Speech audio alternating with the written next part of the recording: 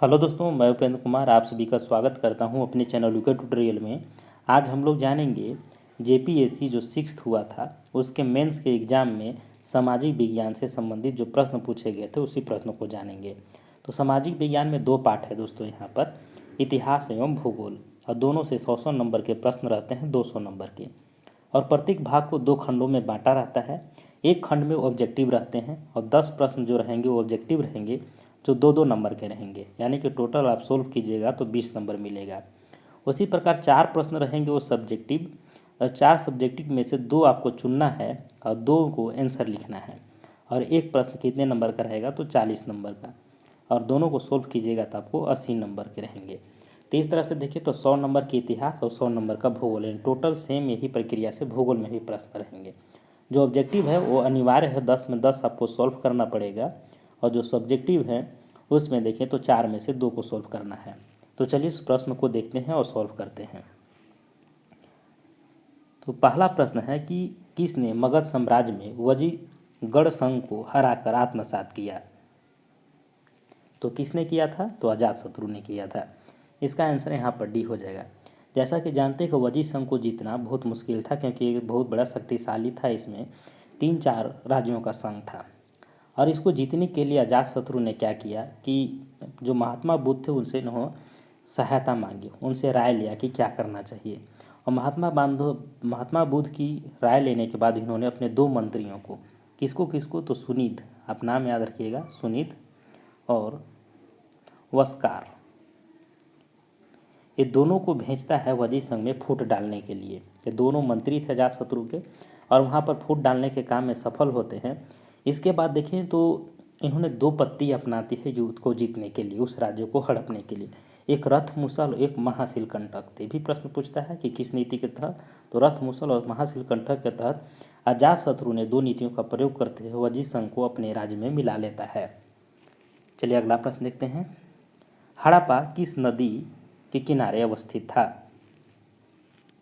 तो हड़प्पा किस नदी के किनारे अवस्थित है तो आपको पता होगा कि रावी नदी के किनारे। तो यहाँ पर इसका आंसर सी हो जाएगा। अब इसको कैसे याद रखा जाए, तो हम लोग का ट्रिक याद है दोस्तों, हरी और मौसी। यानी कि हड़प्पा पूछेगा तो र से हो जाएगा रावी नदी, और मोहनजोदड़ो पूछेगा तो सिंधु नदी। तो इस तरह से हम लोग याद रखे हैं, आप भी याद रख सकते हैं कि हरी मौसी। एग्जाम में प्रश्न यहीं से बनते हैं और आप कन्फ्यूजन नहीं होइएगा।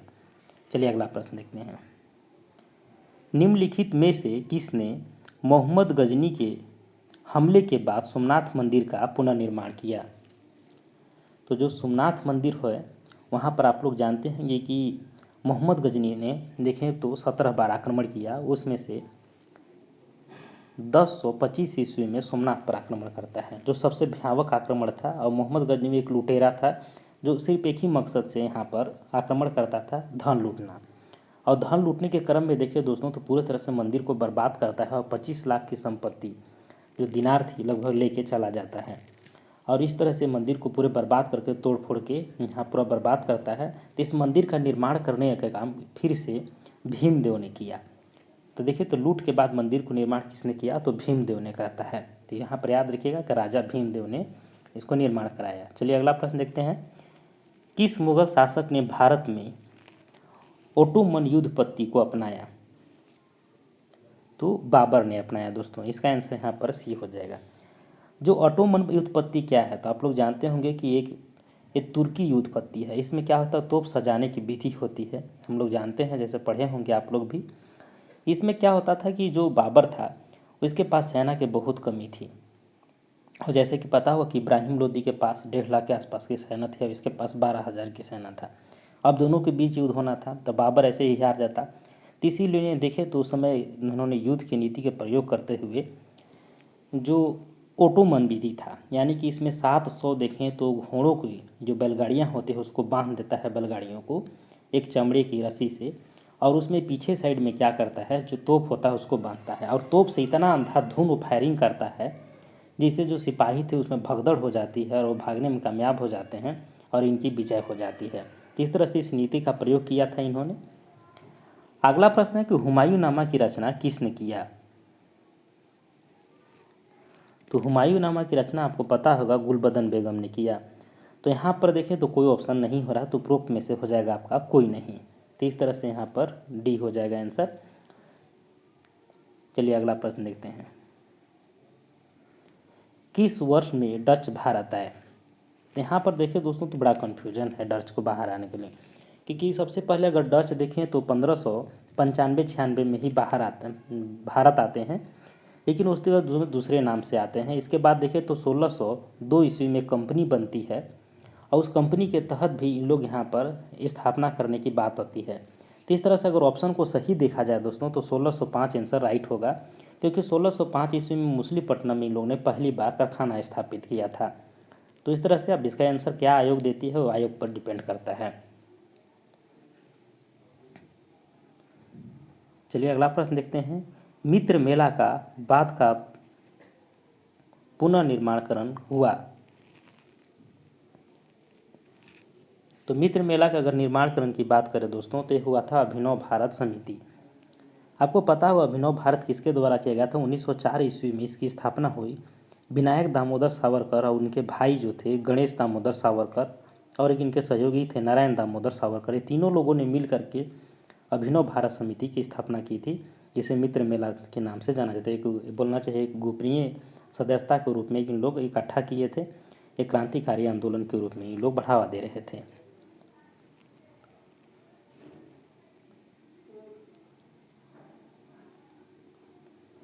चलिए अगला प्रश्न देखते हैं। स्वराज पार्टी निम्नलिखित में से किस घटना के परिणाम स्वरूप बनाई गई? तो स्वराज पार्टी किस घटना के स्वरूप बनाई गई थी? आपको पता होगा दोस्तों कि जो 1922 ईस्वी में चोरा चोरी कांड होता है, तो चोरा चोरी हत्याकांड के बाद जो असहयोग आंदोलन चल रही थी, तो महात्मा गांधी इसको समाप्त करते हैं असहयोग आंदोलन को। तो बहुत सारे कांग्रेस के नेताओं में होता है कि जब आंदोलन चरम पर आता तो ऐसे सहयोग समाप्त नहीं करना चाहिए था, महात्मा गांधी का टिप्पणी करते हैं, और बहुत सारे लोगों में नाखुशता हो जाती है। बोलना चाहिए कि रिलेटेड बोलना चाहिए कि नाखुशता होना मतलब कि भेदभाव हो जाना कि आंदोलन को बंद कर दिए इस तरह से।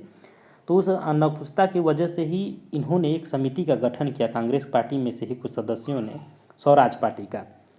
और स्वराज पार्टी की स्थापना किसने किया दोस्तों? तो स्वराज पार्टी की स्थापना करने में नाम आता है चित्तरंजन दास, मोतीलाल नेहरू और लोग का नाम आता है, लेकिन विशेष इन्हीं लोग का ध्यान रखिएगा, क्योंकि चित्तरंजन दास जो थे वो अध्यक्ष बनाए जाते हैं और मोतीलाल नेहरू को सचिव बनाया जाता है। और इसकी स्थापना कब हुई? तो 1 जनवरी 1923 ईस्वी की स्थापना हुई थी। तो पूछ रहा किस घटना के परिणाम स्वरूप बनाई गई थी? तो चोरा चोरी हत्याकांड के बाद, जो गोरखपुर में घटी थी दोस्तों, आपको याद होगा कि सिपाहियों को बंद करके आग लगा दिया गया था। उसमें नहीं जाते हैं। चलिए अगला प्रश्न देखते हैं। बंगम माझी नेता था। तो बंगम माझी जो नेता था दोस्तों, ये झारखंड का नेता था, और ये देखें तो जो बोकारो का इलाका है वहाँ पर इन्होंने धर्म सुधार आंदोलन चला रहे थे। तो इन्होंने सफा होर आंदोलन से रिलेटेड था, जो सफा होर आंदोलन के बाद इनका नेतृत्व किया था। तो इस तरह से इसका आंसर हो जाएगा आपका सी राइट हो जाएगा। अगला प्रश्न है, टाना भगत आंदोलन की शुरुआत किया। तो बहुत झारखंड से रिलेटेड हैं सब क्वेश्चन एक दो, तो इसको भी ध्यान में रखिएगा। टाना भगत आंदोलन की शुरुआत किसने किया? तो जात्रा भगत ने किया था। कब किया था दोस्तों? तो 1914 ईस्वी में टाना भगत आंदोलन की शुरुआत हुई थी। इसको जात्रा भगत आंदोलन भी कहते हैं। तो इस तरह से ऑब्जेक्टिव का सेक्शन है दोस्तों। चलिए सब्जेक्टिव को देखते हैं। तो सब्जेक्टिव में पहला प्रश्न है कि चोल शासकों के स्थानीय शासन प्रणाली के मुख्य विशेषताओं को वर्णन करें।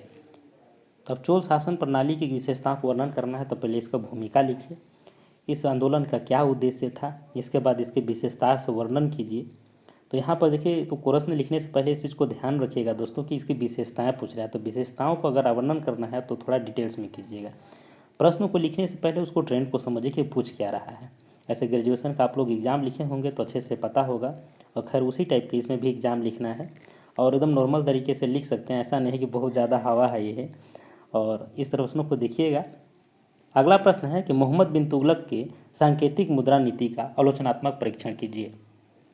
तो मोहम्मद बिन तुगलक के द्वारा पता है कि बदायूनी ने कहा था कि राजा को प्रजा से और प्रजा को राजा से मुक्ति हो गई, क्योंकि इन्होंने जो भी आंदोलन मतलब जो भी नीति चलाया था सभी में असफल हो गया था। खैर नीति तो इनके अच्छे थे लेकिन ये कारगर साबित नहीं हो पाया। तो इसको लिख सकते हैं दोस्तों, इस तरह से प्रश्न आया हुआ है। चलिए अगला प्रश्न देखते हैं कि बांग्लादेश मुक्ति आंदोलन में भारत की भूमिका का आलोचनात्मक परीक्षण करें। तो बांग्लादेश मुक्ति आंदोलन जो पहले पूर्वी बंगाल और पश्चिमी बंगाल के रूप में जाना जाता था, आप लोग जानते होंगे, जो 1962 ईस्वी में जो युद्ध होता है उसके बाद से परिणाम आते हैं। तो यहाँ पर इसको क्या आलोचनात्मक विवरण होता है, इसको लिखिएगा। अगला प्रश्न है कि बिरसा आंदोलन किस हद तक सरदार आंदोलन से प्रभावित था। बिरसा आंदोलन के प्रभावों की विवेचना करें। और बिरसा आंदोलन जो चलाया गया था बिरसा मुंडा के द्वारा, उसका प्रभाव सरदारी आंदोलन से कैसे पड़ा, तो इसको आलोचनात्मक प्रभाव से विवेचना करना है, एक दूसरे से लिंक करके लिखना है। तो इस तरह से दोस्तों इतिहास के प्रश्न है। और देखिए 4 प्रश्न जो आपको दिए, ये 4 प्रश्न में से कोई 2 को आंसर लिखना है। तो आपको जो इसमें अच्छा पकड़ होगा उस 2 को लिख सकते हैं। चलिए अगला प्रश्न देखते हैं। अब हम लोग जियोग्राफी के पार्ट में चलते हैं। जियोग्राफी में भी सेम वही है दोस्तों कि 10 प्रश्न हैं। देखिए यहाँ पर दिया भी हुआ है प्रश्न में कि 2 नंबर के रहेंगे 20 नंबर, और प्रत्येक प्रश्न पर यहाँ पर अगर देखें तो यहाँ जो सब्जेक्टिव है वो 40 अंक के रहेंगे। तो इसको भी देखिएगा। चलिए अब देखते हैं प्रश्न क्या है कि किसने सर्वप्रथम यह स्थापित किया कि सभी ग्रह सूर्य की परिक्रमा करते हैं। तो किसने बताया था, तो आपको पता होगा कि जो कोपरनिकस थे, इन्होंने सर्वप्रथम बताया था कि जितने भी ग्रह हैं सभी सूर्य की परिक्रमा करते हैं। और ग्रहों के नियम किसने दिया, तो आपको पता होगा कि जो केपलर महोदय ने है ग्रहों के नियम को दिया था। तो इस तरह से आप याद रखेंगे तो आसानी से बना सकते हैं ऑब्जेक्टिव। अगला प्रश्न है कि आर्द्रता परिणाम है। तो आर्द्रता किसका परिणाम है, तो आर्द्रता अगर देखें दोस्तों तो आर्द्रता क्या होती है, तो हवा में नमी की उपस्थिति को ही आर्द्रता कहते हैं। मेरे अनुसार से तो इसका आंसर 4 होना चाहिए दोस्तों। अब आयोग क्या डिसाइड करती है इस पर डिपेंड करता है कि भाई जो हवा में नमी होती है उसी को हम लोग आर्द्रता मानते हैं। और देखें तो इसको जो हाइग्रोमीटर होता है उससे इसको मापते हैं। अगला प्रश्न है कि निम्नलिखित में से कौन सी स्थलाकृति कास्ट प्रदेश में पाई जाती है। तो स्थलाकृति जो कास्ट प्रदेश में विशेष होता है, इसमें देखें तो सिंक होल है, यहाँ पाई जाती है। इसमें गूगल करने के बाद बहुत मुश्किल से इसका आंसर मिला है दोस्तों। तो इसका आंसर यहाँ पर देखें तो बी सही होगा कि सिंक होल।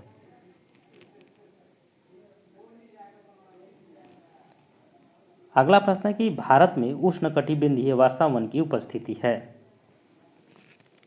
तो उष्णकटिबंधीय वर्षा वन की उपस्थिति अगर ऑप्शन के अनुसार देखें तो आपका हो जाएगा असम एवं केरल में।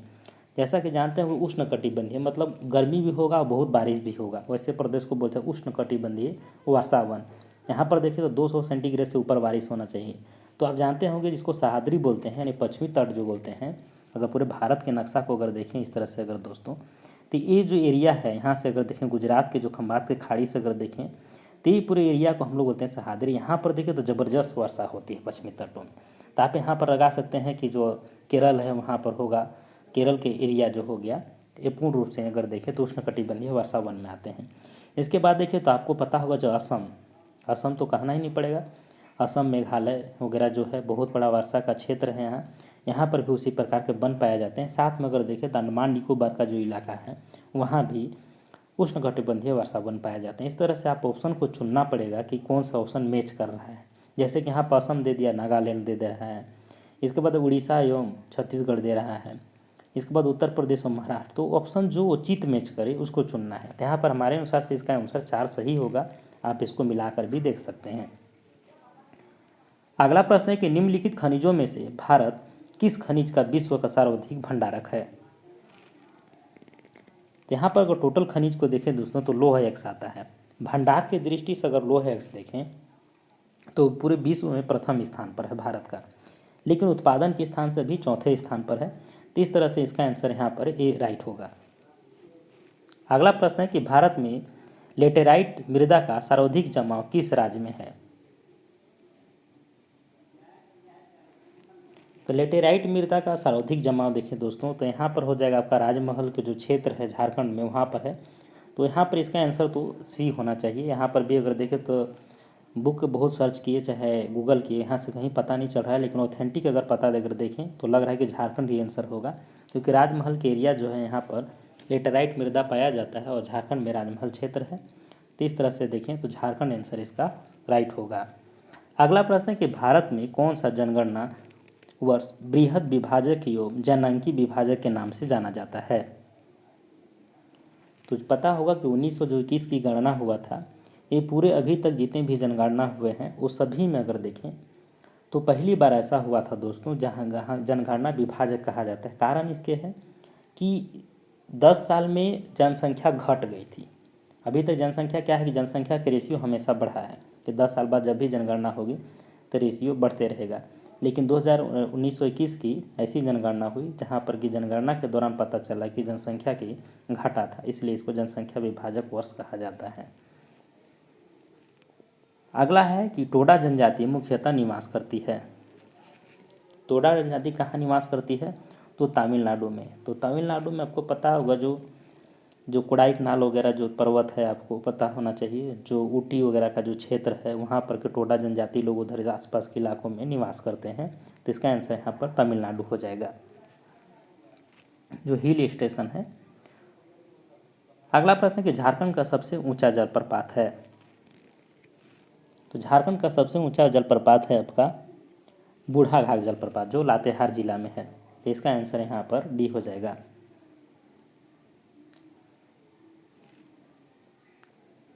इसके बाद जानते होंगे कि बूढ़ाघाट, इसके बाद हुंडरू जलप्रपात है सेकंड नंबर पर। अगला प्रश्न है कि झारखंड में काली मिट्टी कहाँ पाई जाती है। तो सब लड़का को झारखंडी को पता होगा कि झारखंड में काली मिट्टी जो है वो राजमहल पहाड़ी प्रदेश में पाई जाती है। तो इसका आंसर यहाँ पर सी राइट होगा। तो इस तरह से दोस्तों बहुत आसान तो नहीं बोलूँगा क्वेश्चन था, लेकिन ज्योग्राफी में तो मेरे को आसान लगा। हिस्ट्री में भी लगभग इक्वलेशन टाइप का क्वेश्चन है, ज़्यादा टफ नहीं है। और यहाँ पर देखिए अगर इसका सब्जेक्टिव लिखने की बात करते हैं दोस्तों, तो पहला प्रश्न है कि पृथ्वी की आंतरिक संरचना पर भूकंप विज्ञान किस प्रकार प्रभाव डालता है, व्याख्या कीजिए। तो पृथ्वी का आंतरिक संरचना आपको पता होगा कि जितना भी पृथ्वी का आंतरिक संरचना है 3 भागों में बांटा गया है इसे, और यहाँ प्लेटों में है, बाकी जो अंदर के क्षेत्र है मैग्मा से पूरा ग्रसित है। तो इस तरह से इसको देख करके अगर आप अच्छे से पढ़े रहेंगे तो इसका डिटेल्स के साथ लिख सकते हैं। और हम तो यही बोलेंगे कि जब भी आप पढ़ रहे हो तो NCERT एक बार जरूर पढ़ लीजिएगा, इसके बाद ही कुछ चीज़ों को लिखने में मज़ा आएगा और आप अच्छे से प्रदर्शन कर सकते हैं एग्जाम में। और यहाँ पर अगला प्रश्न देखें तो वर्तमान समय में भारत की चीनी उद्योग उत्तर से दक्षिण की ओर स्थानांतरित हो रहा है, व्याख्या कीजिए। जैसे कि उत्तर भारत में देखें तो सबसे ज़्यादा चीनी का उत्पादन आपका होता है उत्तर प्रदेश में। तो ये कैसे गन्ना को भी उत्पादन मतलब वहाँ होता है, तो ये कैसे दक्षिण को स्थानांतरित हो रहा है, इसकी पूरे साथ व्याख्या करना है। अगला है कि स्वतंत्रता के पश्चात भारत की तीव्र नगरीकरण का सकरण विवरण प्रस्तुत कीजिए। मतलब स्वतंत्रता के बाद कैसे नगरीकरण का विकास हो रहा है, मतलब संकेंद्रण बढ़ता जा रहा है, उसका विवरण प्रस्तुत करना है। तो इसको भी लिख सकते हैं कि क्या कारण है। तो हम तो सबसे बड़ा जानते हैं दोस्तों कि जनसंख्या ही सबसे मूल कारण है, और बाकी चीज़ों को उसमें ऐड करके देख लीजिएगा। अगला है कि झारखंड में ग्रामीण अधिवास के प्रवासों की व्याख्या कीजिए। तो झारखंड में जो ग्रामीण अधिवास के जो प्रकारों हैं उनकी व्याख्या करने हैं।